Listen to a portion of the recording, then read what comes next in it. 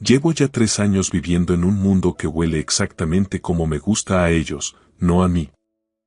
Aquí, en este inmenso piso de Madrid, en una planta 25 de la Castellana, el aire es estéril, filtrado, con un ligero aroma artificial a cáscara de limón que rocía un humidificador de última generación. Huele a dinero y a una vida ajena. Mi mundo, el de verdad, olía de otra forma.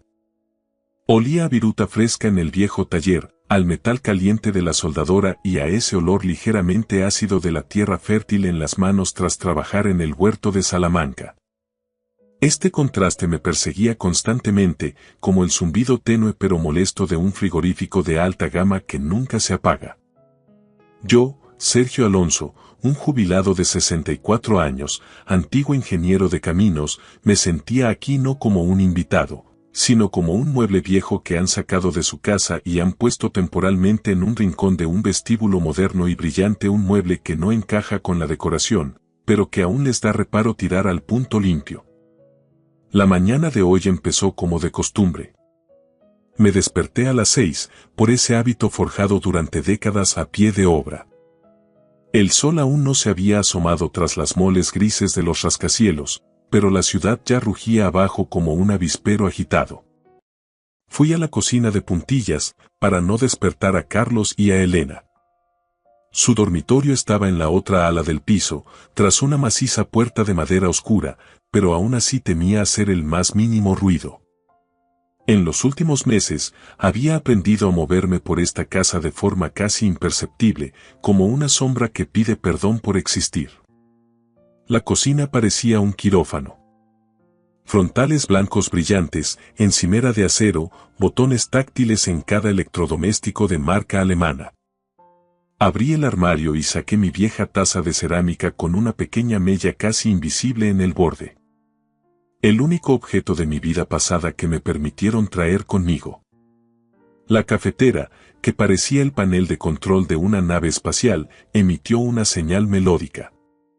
Pulsé el botón y un café de cápsula, aromático pero totalmente insípido, cayó en la taza. Siempre preferí el café de cafetera italiana, de ese que perfuma toda la casa, pero la mía se quedó en Salamanca junto con todo lo demás. Mientras bebía el café mirando cómo despertaba Madrid entre el humo y el cristal, Elena entró en la cocina. Llevaba una bata de seda, el pelo recogido en un moño descuidado y una mascarilla de arcilla verde en la cara que la hacía parecer un ser de otro planeta. Deslizó la mirada por mi taza mellada y sus finos labios se curvaron en una mueca de desdén casi imperceptible. Buenos días, Sergio, su voz era fría como la bruma del Manzanares. Hoy se ha levantado pronto. Costumbres de viejo, Elenita, respondí, intentando que mi voz sonara lo más conciliadora posible, aunque ese diminutivo siempre parecía molestarle. No respondió nada. Abrió la nevera y sacó una botella de agua mineral premium. La vertió en un vaso alto y añadió una rodaja de limón. Cada uno de sus movimientos era medido, elegante, como los de una actriz de cine. Era guapa, con esa belleza fría pulida que queda tan bien en las portadas de las revistas de diseño. Carlos me ha pedido que te diga que esta noche tenemos invitados, dijo sin mirarme, concentrada en su ritual. Socios de un nuevo proyecto, gente importante. La cena será a las 8. Por favor, intenta quedarte en tu cuarto a partir de las 7. Ya sabes que estas reuniones de negocios son muy pesadas. El corazón se me encogió, pero me limité a asentar con la cabeza, tragándome el orgullo. Claro, lo entiendo perfectamente. No molestaré. No era la primera petición de este tipo. Al principio las disfrazaban con formas más suaves. Papá, debes de estar cansado, descansa en tu cuarto, o vamos a tomar algo con unos amigos, habrá mucho ruido y vas a estar incómodo. Ahora era una orden directa, una cláusula de exclusión. Yo era un elemento discordante que había que esconder cuando venía la gente que firmaba los cheques. Terminé el café, lavé minuciosamente la taza y la guardé en el fondo del armario. En el fregadero ya estaba su vaso. También lo lavé. Se había convertido en mi regla tácita. Recoger lo mío y, a ser posible, lo de ellos, para que tuvieran un motivo menos de queja, para hacer el mueble más limpio del salón. Regresé a mi habitación. Era la más pequeña de la casa, un antiguo vestidor reconvertido que apenas albergaba una cama y una cómoda. La ventana daba a un patio interior de luces, un rectángulo de cemento donde la luz del sol nunca llegaba. En la pared colgaba una única fotografía en un marco de madera sencillo, el único rincón de la estancia que se sentía vivo. Aparecíamos mi difunta mujer, Lucía, y yo con un Carlos pequeño en brazos. Tendría unos 5 años entonces. Estábamos delante de nuestra antigua casa en Salamanca, esa que construí ladrillo a ladrillo con mis propias manos y mi propio sudor. Lucía sonreía, y en sus ojos se reflejaba toda nuestra felicidad, sencilla, de esa que no necesita humidificadores con olor a limón. Pasé el dedo por su rostro en la foto, sintiendo el frío del cristal. Mira, Lucía, cómo ha progresado nuestro hijo, susurré al vacío. Un gran director aquí en Madrid, con un piso en las nubes. Solo que parece que en estas nubes no hay sitio para su padre. Por la tarde llegó Carlos. Entró en el piso como un torbellino, soltó su maletín de piel de ubrique sobre el puff de diseño y llamó a gritos. Elena, ya estoy en casa. Salí al pasillo para saludar, intentando encontrar un resquicio del hijo que dejé en Salamanca. Hola, hijo. ¿Qué tal el día en la oficina? Me lanzó una mirada fugaz, de esas que se dan a alguien que interrumpe una marcha triunfal. Su rostro estaba tenso por el estrés, pero satisfecho a la vez. Hola, papá.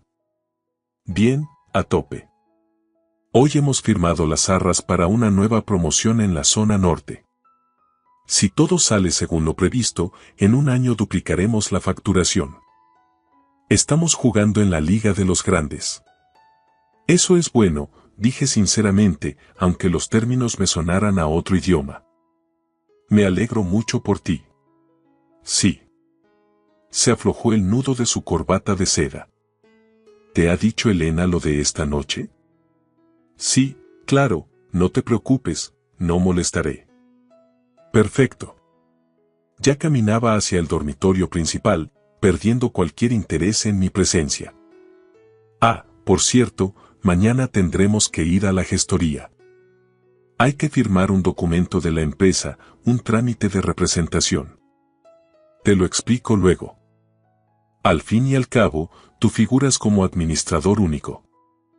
Esbozó una sonrisa condescendiente, como si hablara de una formalidad graciosa, de un disfraz que me prestaba para que me sintiera útil. Yo asentí, pero por dentro se me heló la sangre. Administrador único. Sí, formalmente yo era el dueño del 100% de las participaciones de Logística y Construcciones Alonso S.L., la misma empresa que ahora generaba millones y les permitía vivir en este piso de la Castellana, conducir coches alemanes de gama alta y esconderme en un vestidor cuando venían invitados de nivel. Carlos parecía haber olvidado que mi titularidad no era una simple carambola legal, o lo que era peor, quizá nunca lo había considerado algo serio. Por la noche, tal como se me había ordenado, me quedé en mi cuarto. Del salón llegaban risas impostadas, el tintineo de copas de cristal de Bohemia y un hilo de música chill out que me resultaba ajeno. Intentaba leer, pero las líneas de mi libro se emborronaban. Oía a Carlos contar con arrogancia las perspectivas de la empresa, las nuevas tecnologías de edificación, los contratos públicos millonarios. Hablaba como si lo hubiera creado todo de la nada, como si su imperio no tuviera cimientos. Como si no hubiera existido mi casa de Salamanca, vendida hasta el último ladrillo, ni mis ahorros de 40 años como ingeniero de caminos invertidos hasta el último céntimo en su proyecto inicial. Cerré los ojos y sentí cómo brotaba en mi interior un resentimiento sordo y frío. Se había ido acumulando gota a gota durante meses de silencios y desplantes. Y hoy, con esa orden de esconderme, parecía que el vaso empezaba a desbordarse. Aún no sabía qué hacer, pero por primera vez en estos 3 años comprendí que no podía seguir siendo una sombra que pide permiso para respirar. Algo tenía que cambiar. Y ese cambio, lo presentía, iba a ser doloroso para todos. La recepción se alargaba. Las voces en el salón eran cada vez más altas. Yo, sentado en mi pequeño cuarto, me sentía un proscrito en la casa comprada con el dinero de la venta de mi propia fortaleza. Intenté concentrarme en el camino de Miguel Delibes, buscando refugio en sus palabras castellanas, pero mis pensamientos volvían tercos a la realidad del otro lado del tabique. Cada frase que llegaba desde el salón me hería. Oía a Elena decirle a una invitada entre risitas: «Estamos mirando las Maldivas para este año. Carlos necesita desconectar, que el pobre se mata a trabajar. Iremos en business, claro. Volar en turista a estas alturas es una ordinariez, hay que tenerse un poco de respeto a una misma». Dejé el libro sobre la mesilla. Maldivas, clase business. Recordé cómo Lucía y yo, una vez cada 5 años, nos permitíamos un viaje a Benidorm, a un hostal modesto cerca de la playa, y éramos los reyes del mundo. Ahorrábamos todo el año privándonos de mucho, pero esos recuerdos eran los más cálidos. Y ahora mi hijo, que de niño se ponía radiante con una excursión al campo en un viejo Seat, hablaba de la clase business como si fuera un derecho de nacimiento. En sus planes para las Maldivas, por supuesto, no había sitio para su anciano padre. Ese pensamiento me atravesó la conciencia y activó una cadena de recuerdos amargos. Volví a ver aquel día en mi cocina de Salamanca. Carlos, recién llegado de Madrid, rebosaba un entusiasmo casi febril. Desplegó sobre la mesa de madera informes y gráficos. «Papá, es la oportunidad de nuestra vida. El mercado inmobiliario en Madrid está volviendo a explotar. Tengo la idea, tengo los contactos en el ayuntamiento. Solo necesito el capital inicial. Los bancos no dan crédito por una idea sin avales sólidos». Elena estaba a su lado, apretándole la mano y mirándome con una esperanza que entonces creí sincera. «Sergio, se lo devolveremos todo con intereses. Carlos tiene tanto talento, le va a ir de maravilla. Usted será parte de esto». Los miré y vi en sus ojos el sueño de una vida mejor, el mismo por el que yo había trabajado en obras bajo el sol y la lluvia toda mi existencia. «¿Cuánto hace falta?», pregunté, aunque ya temía la respuesta. Carlos respiró hondo. 50.000 euros para empezar. De base. Para la oficina, el registro de la SL, los primeros sueldos. Yo tenía en la cuenta 20.000 euros. Mis ahorros de toda la vida. El resto. El resto era mi piso de 3 habitaciones en el centro de Salamanca. Mi hogar, donde cada reforma la hice yo, donde aún se sentía el espíritu de Lucía. Venderé el piso, dije entonces, y la decisión nació de un amor ciego de padre. Y añadiré mis ahorros. Con eso tendréis vuestra oportunidad. Carlos me abrazó como hacía años que no lo hacía. Papá. No te arrepentirás. Te traeremos a Madrid con nosotros, compraremos un piso enorme. Tendrás la mejor habitación, serás nuestro invitado de honor. Lo vendí todo. El piso voló por 180.000 euros. Lo invertí todo en su sueño. Al principio, en Madrid, vivimos de alquiler, unidos por la necesidad. Ayudé a Carlos con los trámites legales y la constitución de la sociedad. Fue entonces cuando Pedro, mi amigo abogado de la facultad, me dio el consejo que hoy me mantenía en pie. Sergio, no seas ingenuo. Ponlo todo a tu nombre. Tú eres el único inversor real. Que tu hijo sea el director, que gestione el día a día, pero el administrador único y el socio único debe ser tú. Por si las moscas, que la vida da muchas vueltas y el éxito emborracha. Carlos no se opuso. Para él, en aquel momento de hambre, era una formalidad. Lo importante era el flujo de caja. Pero el éxito llegó, y con él, el olvido. Hace medio año, durante una cena, me atreví a preguntar. Hijo, ¿te acuerdas de lo que hablamos? ¿Podríamos mirar un piso con un poco más de espacio?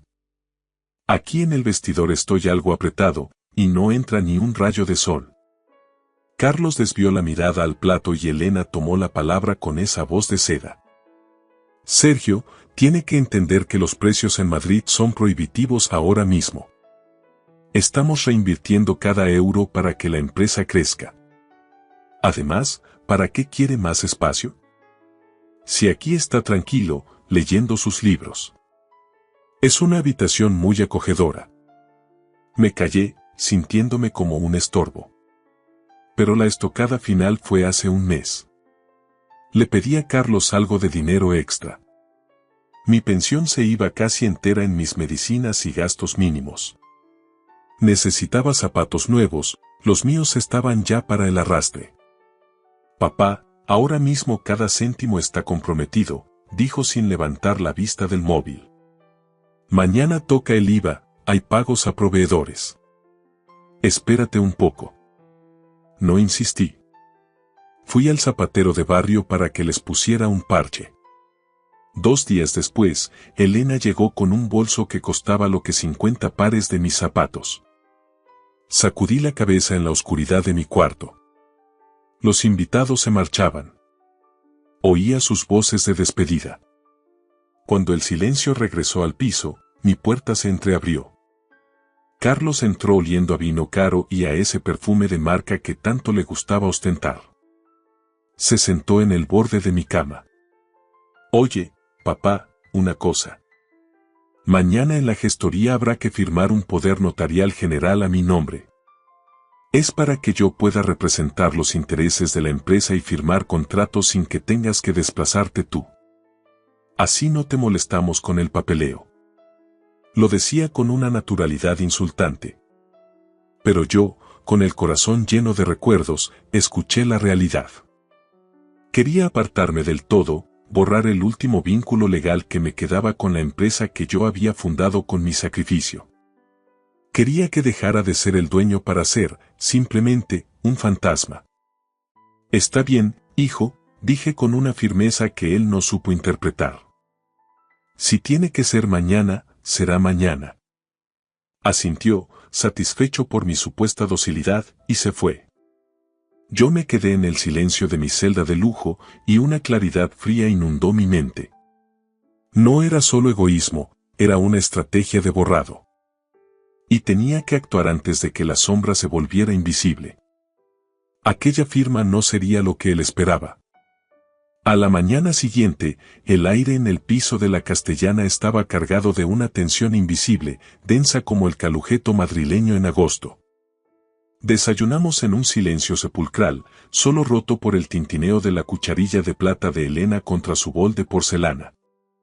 Carlos revisaba su tableta con un nerviosismo mal disimulado, moviendo la pierna rítmicamente bajo la mesa, y Elena ni siquiera me dirigió la palabra, absorta en su iPhone de última generación. «Vamos, papá», dijo Carlos, levantándose de golpe y ajustándose los puños de la camisa. El notario nos espera a las 10 en su despacho de la calle Serrano. Ya sabes que en estos niveles la puntualidad es sagrada, no me gusta llegar tarde y dar mala impresión. Salimos del edificio y nos subimos a su flamante coche alemán, ese que brilla tanto que parece un espejo. El trayecto por el centro de Madrid fue rápido. Mientras él hablaba por el manos libres sobre presupuestos, licitaciones y comisiones de éxito, yo miraba por la ventanilla, viendo pasar los edificios señoriales del barrio de Salamanca con sus fachadas de piedra y sus balcones de forja. Me sentía extrañamente tranquilo, con esa paz que solo da la certeza de haber tomado la decisión correcta. Llegamos a la oficina del notario. Era un despacho sobrio, con ese olor inconfundible a papel viejo, cuero y solemnidad que tienen las notarías de Solerá en Madrid. El notario, un hombre de unos 60 años con gafas de montura de oro y aire de haberlo visto todo, nos recibió con una cortesía profesional impecable.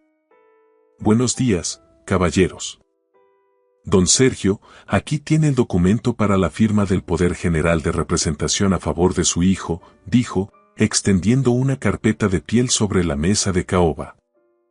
Carlos me puso un bolígrafo de plata maciza en la mano. Su mirada era impaciente, casi febril, ya se veía con el control total, sin tener que rendir cuentas al viejo.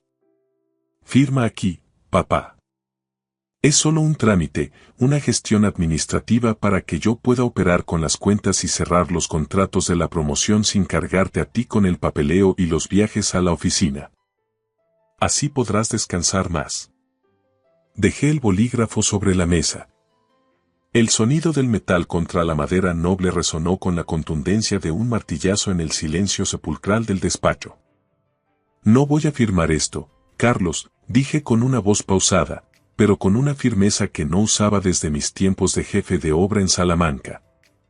Mi hijo parpadeó, totalmente descolocado. La máscara de éxito empezó a agrietarse. ¿Cómo? No te entiendo. Ayer dijiste que vendrías a firmar, que no había problema. Ayer escuché lo que querías hacer, que es muy distinto. Hoy he decidido lo que voy a hacer yo. Me giré hacia el notario, que mantenía una expresión neutra de profesional acostumbrado a los dramas familiares. Señor notario, lamento el cambio de planes, pero no deseo otorgar ningún poder general. De hecho, como socio único y administrador único de Logística y Construcciones Alonso S.L., quiero solicitar la revocación inmediata de cualquier poder de firma o representación que ostente mi hijo, Carlos Alonso, en nombre de la sociedad y en todas sus cuentas bancarias. El rostro de Carlos pasó del desconcierto a una palidez extrema, casi grisácea. Se levantó de la silla de un salto. Papá. ¿Pero qué locura estás diciendo? Te has vuelto loco de remate. Si me quitas los poderes, la empresa se paraliza, no podemos pagar ni una nómina. No se paraliza, Carlos. Se detiene para una auditoría externa que voy a encargar hoy mismo. He estado revisando por encima los extractos que llegan al buzón del piso y he visto gastos que no tienen nada que ver con el sector de la construcción. Hoteles de lujo en las Maldivas, joyas de marca, coches de alta gama. Mientras tanto, yo vivo en un vestidor sin luz natural y tengo que pedir permiso para salir de mi cuarto cuando vienen tus socios importantes. Es mi trabajo. Es imagen de marca, joder. En Madrid hay que aparentar para cerrar negocios. Gritó él, perdiendo los papeles por completo y olvidando que estábamos en un despacho oficial. No, Carlos. No es imagen de marca. Es mi dinero. Es el dinero que obtuve vendiendo mi casa de Salamanca, mi sudor de 40 años y el patrimonio que tu madre y yo levantamos de la nada. Y no voy a permitir que lo malgastes en una vida de cartón piedra mientras me tratas como a un estorbo que hay que ocultar. Salí del despacho sin mirar atrás, ignorando sus súplicas que empezaban a sonar a desesperación.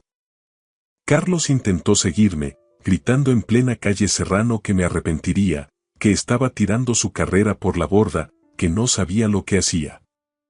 Pero yo, por primera vez en 3 años, caminaba con la espalda recta. Me sentía más ligero que nunca, como si el aire de Madrid hubiera dejado de ser estéril para empezar a saber a libertad. Me dirigí directamente a una sucursal bancaria cercana, donde nos conocían bien. Como administrador único legítimo, bloqueé todas las tarjetas de crédito corporativas y las cuentas personales vinculadas a la caja de la empresa. En menos de 1 hora, el grifo de lujo de Carlos y Elena se había cerrado en seco. La ficción había terminado. Cuando regresé al piso de la Castellana para recoger mis pocas pertenencias, la escena era dantesca, un retrato del colapso de una fachada de cristal. Elena gritaba histérica por teléfono en el pasillo, su tarjeta platino había sido rechazada en una boutique de la Milla de Oro y el mundo parecía acabarse para ella. Carlos estaba hundido en el sofá de cuero italiano, con la cabeza entre las manos y el nudo de la corbata deshecho. «Lo has destruido todo, papá», dijo con una voz quebrada, sin rastro de su arrogancia habitual. Mañana vencen los pagarés de los proveedores. Si no hay liquidez, nos van a freír a demandas. Entraremos en concurso de acreedores en una semana. No he destruido nada, hijo. Simplemente he tomado el mando del barco antes de que lo estrellaras contra las rocas, respondí con una calma que me sorprendió a mí mismo. Mañana mismo nombraré a un administrador judicial y a un gestor independiente para que pongan orden en este caos. Si la empresa es realmente viable, seguirá adelante, pero bajo mis condiciones. Y la primera condición es que yo ya no formo parte de este decorado. No vivo más aquí. ¿Y a dónde piensas ir? Escupió Elena, apareciendo en el umbral con los ojos inyectados en sangre y un desprecio infinito. ¿A tu querida Salamanca? Ya no tienes casa allí, te recuerdo que la vendiste para pagarnos este estilo de vida. Vas a ser un vagabundo con acciones. Tengo algo mucho mejor que un ático en Madrid, Elena, sonreí, cerrando mi pequeña maleta. Tengo dignidad y la conciencia tranquila. Algo que tú no podrías comprar ni con todo el crédito del mundo. Esa misma tarde, me instalé en un pequeño hotel cerca de la estación de Atocha. El olor a café de verdad y el trasiego de la gente real me devolvieron la vida. Sin embargo, al día siguiente, la situación se tornó más oscura. Carlos, en un ataque de desesperación infantil, intentó entrar de madrugada en la sede de la oficina para llevarse archivos, ordenadores y documentación sensible. Por suerte, yo ya había contratado seguridad privada y cambiado las cerraduras. No era una cuestión de maldad ni de venganza, era una medida de protección para salvar lo que quedaba de mi patrimonio.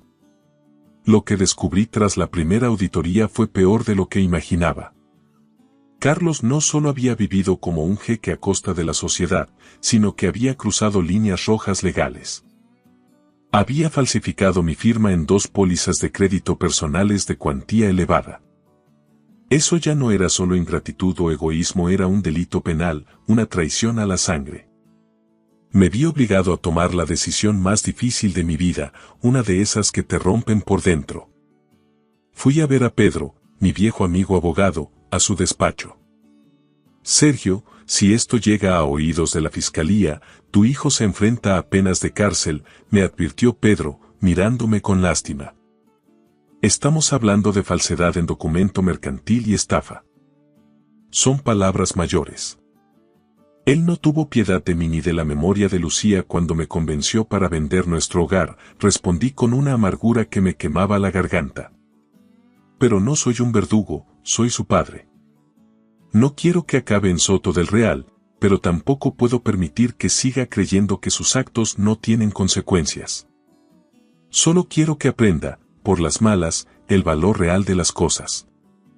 A través de los abogados, le hice llegar a Carlos una propuesta de último recurso. No presentaría cargos penales y detendría la investigación si él aceptaba un acuerdo de reestructuración.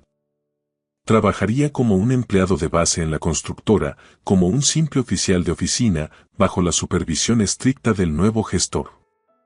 Tendría un sueldo de mileurista, 1.200 euros netos al mes.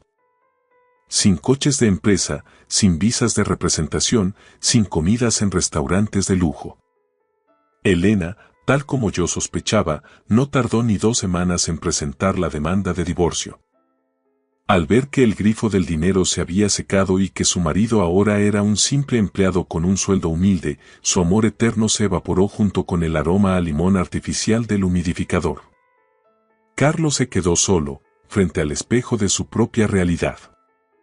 Han pasado 6 meses y la luz de Castilla vuelve a entrar por mi ventana. He regresado a Salamanca. No a aquel viejo piso del centro, ese ya es parte del pasado y no se puede recuperar, sino a una casita acogedora en las afueras, con un pequeño terreno y vistas a las catedrales doradas que brillan al atardecer. Resultó que, gestionando con sensatez los activos de la empresa que Carlos casi lleva a la ruina, el patrimonio es más que suficiente para asegurar una vejez digna, tranquila y sin lujos innecesarios. Carlos no aguantó la vida de un simple mileurista. Se enfurecía, pataleaba y discutía cada decisión del nuevo gestor, pero al final, bajo la presión de los abogados y ante las pruebas irrefutables de sus desfalcos, se vio obligado a morder el polvo y aceptar la derrota. Elena, tal como vaticiné, desapareció de su vida el mismo día que comprendió que las cuentas de la sociedad estaban blindadas y que los bolsos de marca se habían acabado para siempre. La última vez que vi a mi hijo fue en la estación de Chamartín, en Madrid. Yo me marchaba a casa, a mi verdadera casa. Carlos vino a la vía, pero en sus ojos no había ni rastro de arrepentimiento, solo una furia fría y un resentimiento que le deformaba el gesto. «Has ganado, padre», soltó con amargura cuando anunciaron la salida de mi Albia. «Me lo has quitado todo. El estatus, el futuro, a mi mujer. Espero que estés satisfecho con tu triunfo en esa ciudad de viejos que tanto añorabas». Metió la mano en el bolsillo de su chaqueta de marca, que ahora lucía un poco arrugada, y sin el apresto de la tintorería, sacó un billete de 10 euros y me lo metió a la fuerza en el bolsillo superior de la camisa, con un gesto cargado de desprecio. «Toma, esto es para tu café por el camino. No esperes nada más de nuestra parte. Olvida mi dirección y búscate la vida». Miré aquel billete arrugado y luego a mi hijo, a quien una vez enseñé a levantar muros derechos y a ser un hombre de palabra. En ese momento no sentí dolor, ni siquiera ira. Sentí una lástima profunda. Él pensaba que me humillaba con esa limosna, sin comprender que, en ese preciso instante, yo me sentía el hombre más rico de España. Porque volvía a ser dueño de mis silencios, de mi orgullo y de mi paz. Subí al tren, me acomodé en mi asiento y, mientras el vagón empezaba a vibrar, marqué el número de Pedro. «Hola, amigo. Sí, ya estoy en marcha. Escucha, convoca mañana mismo una junta general extraordinaria en la oficina. Voy a transferir oficialmente la gestión a un fondo de administración fiduciaria para profesionalizarlo todo. Y sobre Carlos, que siga en su puesto de oficial. Si dentro de un año demuestra que es capaz de crear valor y no solo de quemar presupuesto, revisaremos su situación. Por ahora, que aprenda lo que cuesta ganarse el pan en la calle». El tren aceleró, dejando atrás las torres de cristal y acero de la Castellana, esos gigantes que durante 3 años me habían servido de cárcel. Cerré los ojos y, por primera vez en mucho tiempo, respiré profundamente. El aire ya no olía a limón artificial ni a filtros de oficina, olía a libertad, a campo abierto y a futuro. Me llamo Sergio Alonso. Soy ingeniero, soy constructor. Y por fin he terminado de levantar la obra más difícil y necesaria de toda mi carrera. Los cimientos de mi propia libertad. Gracias por escuchar mi historia hasta el final. Si resonó contigo, dale like, escribe en los comentarios qué fue lo que más te tocó y no olvides decir de dónde eres. Suscríbete al canal, vienen muchas más historias.